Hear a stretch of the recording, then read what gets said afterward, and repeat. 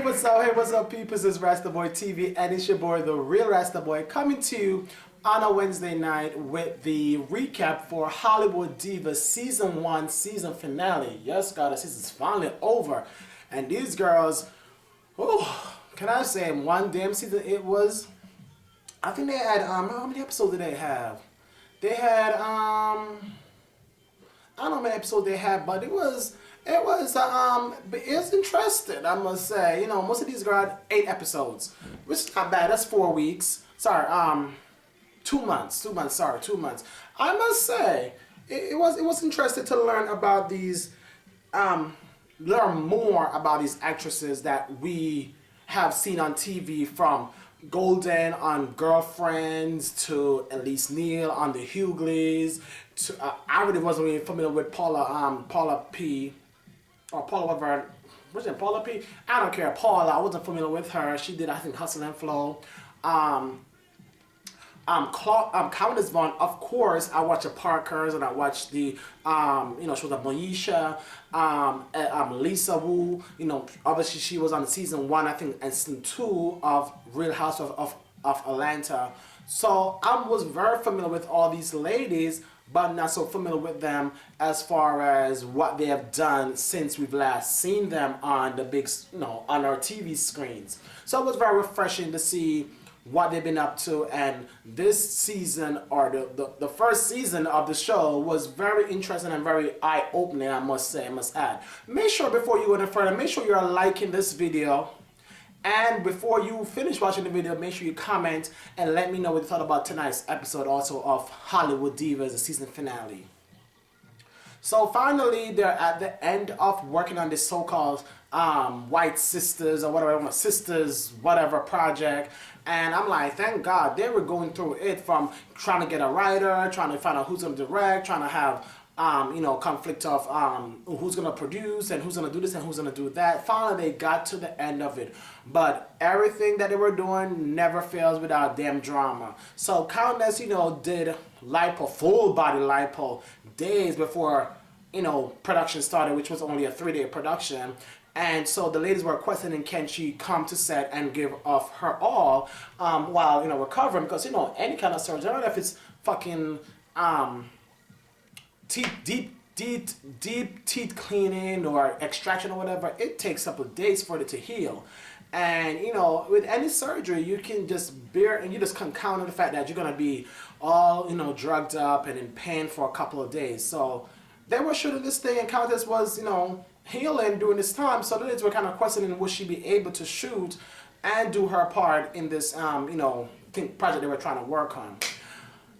Everybody bump heads in everything they do, and this was no different.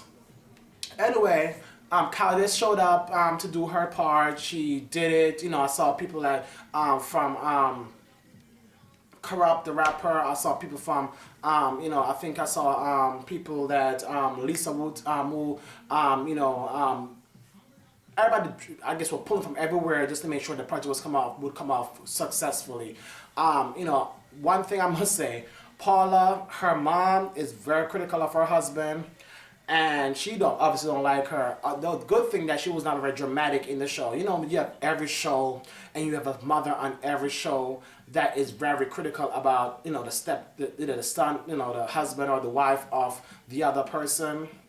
She is very critical of Paula's husband. However, she was not very nasty or very dramatic the way it had Mama Joyce and you know, Mama Joyce, or you know, what's Jim Jones' mother called her, or, you know, or Omarion mother in Love and Hip Hop Hollywood. So she was very good and refreshing to see. You know, she has an input in what goes on with her daughter and what she would like to see of her daughter, but she was not very nasty and overly dramatic with her opinion. Anyway, tonight we also saw that Lisa's Wu children, you know, I think she has she has 2 sons with, I think, one of the R&B guys from Atlanta. I can't remember the name of him right now. I'm so can't remember his name. I think was it Montel Jordan?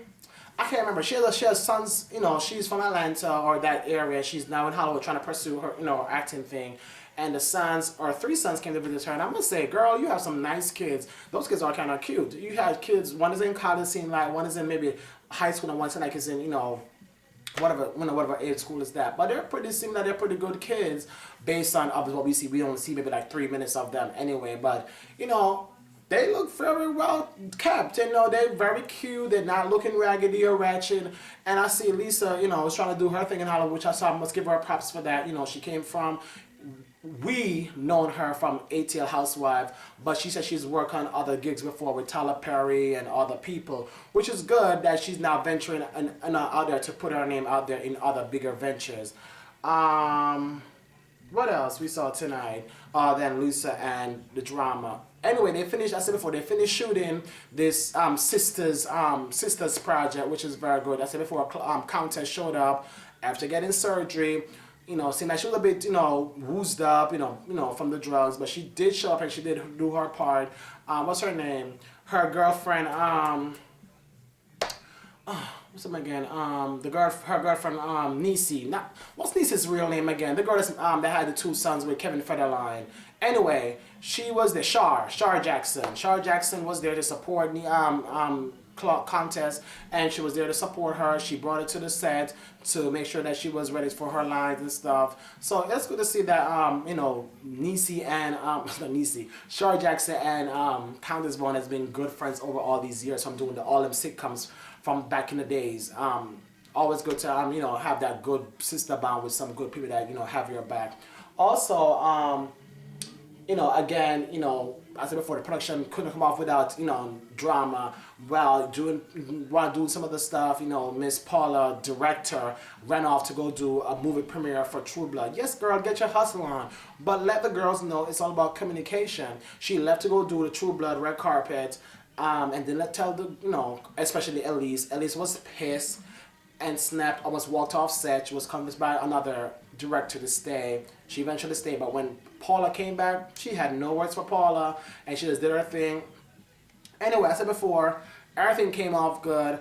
The last part of the season finale, I just like the fact that they all came together, said their piece. Everybody said all the issues they had throughout the project. Everybody from Golden, Elise, everybody said their piece to Paula about what issues they had with her and how she needs to communicate more and be more vocal and be more present and stand up, in what she wants to do and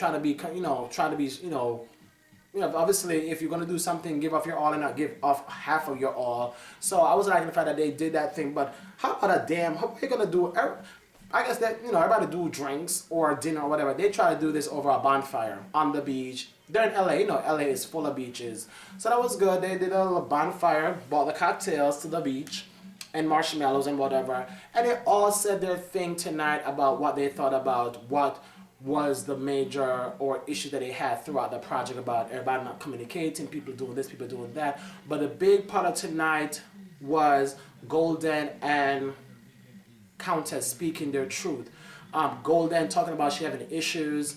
I guess her mother is, I'm not sure, she didn't really say her mother is white, but her mother is very light as a sky, so I'm guessing her mother is maybe very light-skin-esque. I'm not sure if her mother is white, and she said that she struggled with being a brown-skinned girl and, finding that she's pretty or beautiful, for the company she is and all that she has to be struggled with. Countess not only, talk about, having the weight issue, but when she was 18, was very affected by, being on a hit show on TV and being young and no one to have all this take away from her. She was pregnant and she had to have an abortion. She took this upon her, own self to make sure that, am I gonna keep the baby and lose the risk of losing this show and be replaced? Everybody is replaceable. When you're an actor or actress, you are replaceable. So she took upon herself to have this abortion, which she regret obviously is affecting her throughout her adulthood. Which I like the fact that she's spoken on, because many people out there, are pro abortion or for abortion. She spoke about the fact what she had to do in order to keep consistent income for her family and be a provider. So she had to do what she had to do. That was her choice. If you are for it, then you do it. If you're not for it, then you don't do it. But don't bash people out there who decide to do what they want to do with their baby. Okay, so I like the fact that she spoke up today. I'm sure that she will touch a lot of people out there who watches the show and can relate to the fact that they're sometimes in the middle of a situation that, do they want to bring this child into the world and not be able to provide for them, or not to be there as a mother for them, or they would like to like not bring this baby into the world this time because of their situation. And she decided she was not going to bring the baby into this world at this time because of the fact that she was working and she had to provide for her family. So props to you, Countess. You did what you had to do. At the end of the day, was your choice. Anyway, the girls as usual, kumbaya, kumbaya. They all said their piece. Lisa Wu, everybody chimed in. Everybody had a good kumbaya moment. They all thankful that the project came off with a lot of drama and stuff, but it was done. And I want to see when it's gonna be come out on DVD or something, because all the stress that y'all did, hopefully we're gonna see it. Anyway,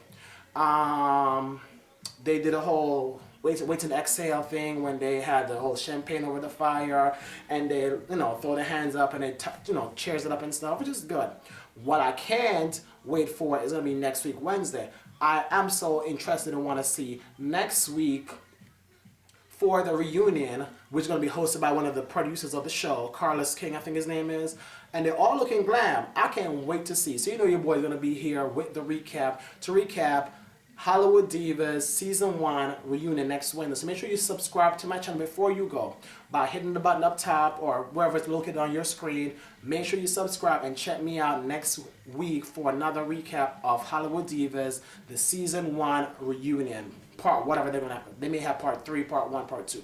I don't know, but make sure you leave your comments also and like this before you go tonight. Anyway, thank you so much for watching, and I'll see you next time on Rastaboy TV. Good night.